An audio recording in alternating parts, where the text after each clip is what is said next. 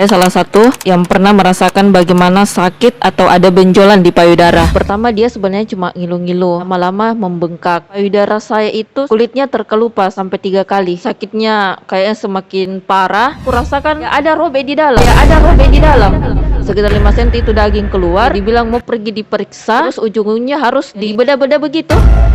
Itu yang kutakuti sekali. Pak, pokoknya lepas Kak. Sudah bisa tuh Kak.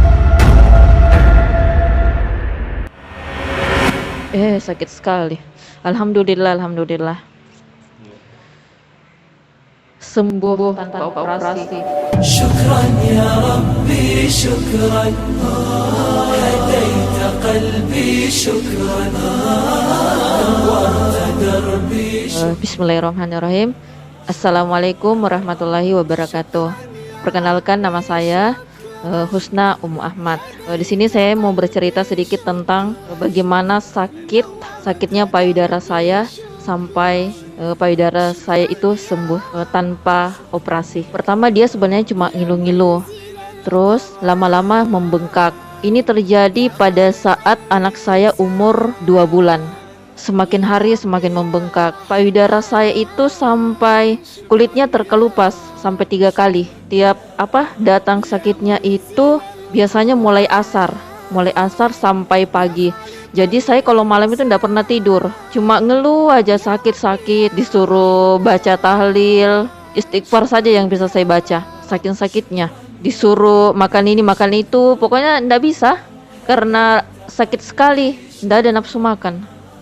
Dan nafsu makanku sampai badanku itu turun, kurus sekali Kak waktu itu. Jalan pun di rumah itu saya harus membungkuk. Kalau kok tegak kan kayak tertarik begitu toh, jadi saya tuh cari nyamannya itu kalau saya membungkuk. Jadi agak kalau tidak tertarik itu kan udah sakit, jadi ku ikuti bagaimana tidak sakitnya itu membungkuk. Jadi pokoknya kalau di rumah membungkuk dan cuma pakai sarung, ndak bisa Kak, ndak bisa pakai baju. Karena kapan pokoknya ndak bisa, jadi sarung selalu saya pakai. Karena hampir setiap malam saya ndak bisa tidur, sakitnya kayaknya semakin parah. Mertuaku itu nasarankan Kak pergi rumah sakit, dia bilang pokoknya harus pergi rumah sakit. Saya cuma dia bilang setidaknya ada obat anti nyeri toh, obat anti nyeri dikasih Ki. Cuma saya keras kepala juga, saya ndak mau. Tapi karena hampir setiap hari dipaksa juga pergi rumah sakit, teman-teman juga telepon, sarankan saya pergi periksa, pergi periksa. Itu ndak sembuh kalau ndak dikasih keluar itu cairan di dalam.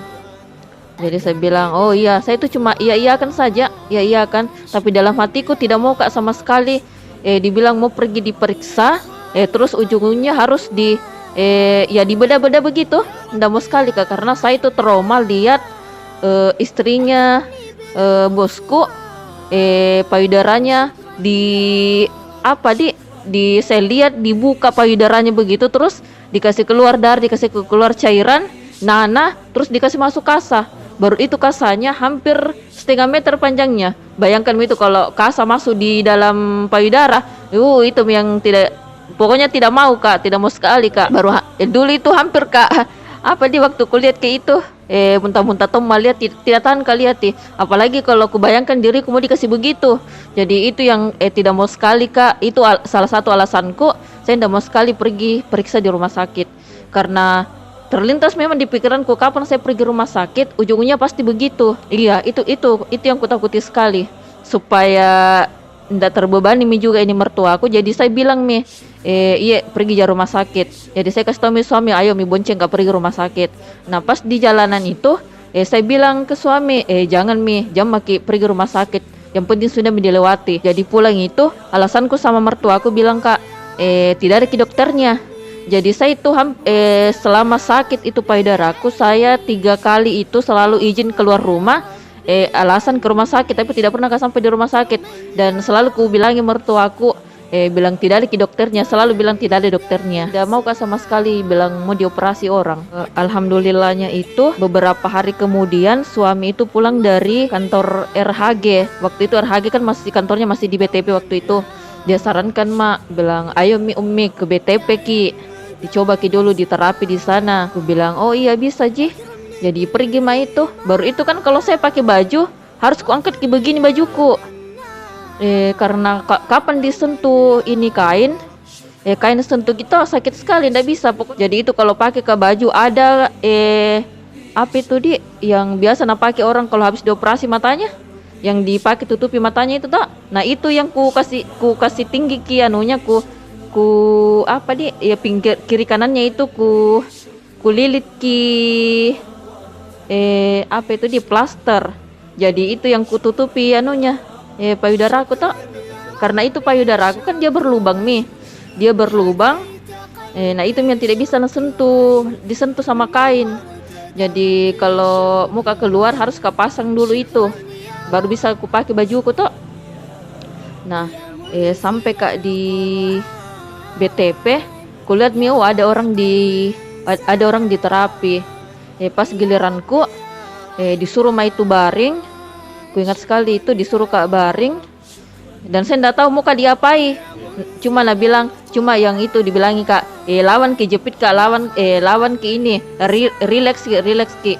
Aku bilang oh iya, pas kak relax, dia langsung kak diputar. Subhanallah sakit sekali. Baru itu aku sangat pokoknya teriak besar sekali teriakku. Langsung aku bilang kayak apa, pokoknya lepas kata sudah bisa sentuh kak, karena sakit sekali. Alhamdulillah itu itu payudara aku kurasakan kayak ada robek di dalam. Ada robek di dalam kurasa. Nah setelah itu beberapa menit kemudian enakan kurasa diajar ke lagi dende tuh, diajar ke dende maksudnya dende anunya sekarang istilahnya kayaknya hentaka kita, tapi waktu saya itu pertama dibilangi ji dende.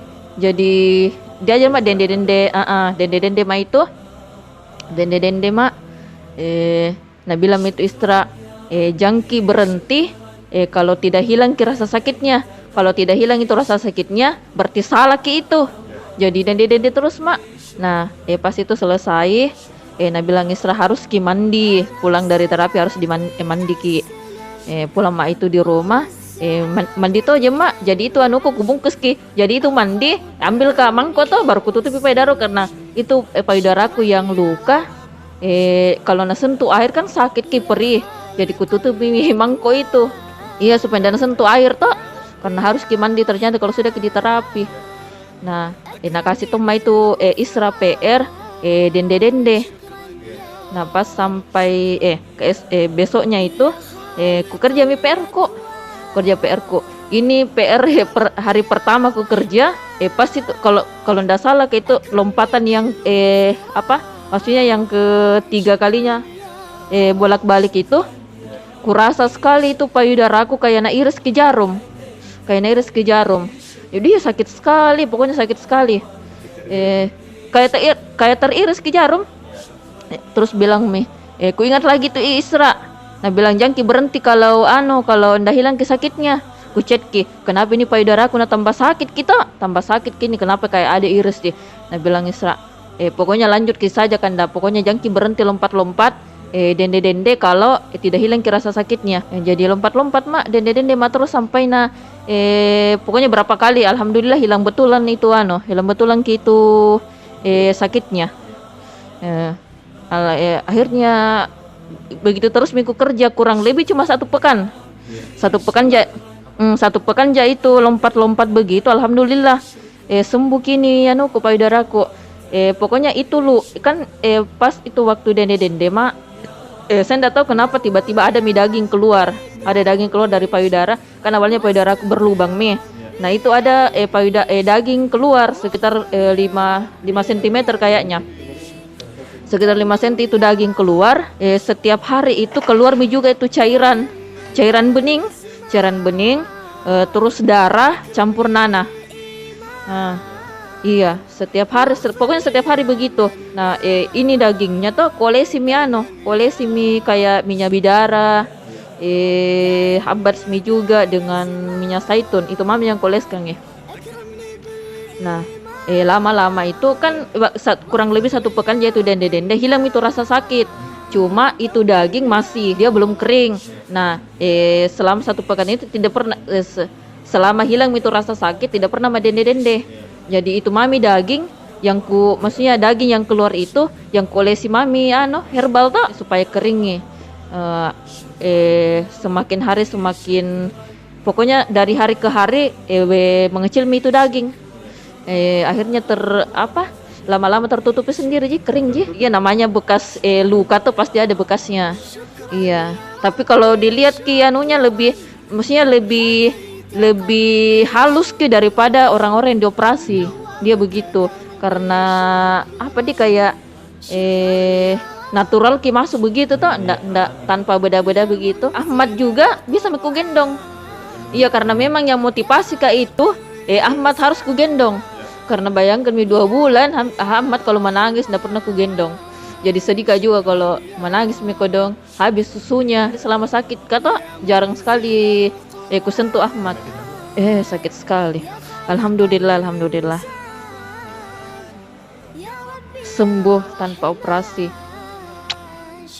Begini sedikit inilah sedikit kisah saya mengenai bagaimana payudara saya pernah sakit sampai Allah memberikan kesembuhan melalui terapi di Rehab Hati Goa. Untuk teman-teman perempuan-perempuan yang pernah merasakan keluhan bagian payudara, apakah benjolan atau kanker atau benjolan dimanapun, jangan dulu cepat-cepat langsung ke rumah sakit untuk operasi, karena itu bukan solusi yang mendesak, bukan itu solusi yang utama. Tapi cari jalan yang tanpa operasi dulu lah. Apakah melalui terapi? Ayo sama-sama di sini, sama-sama sembuh tanpa operasi.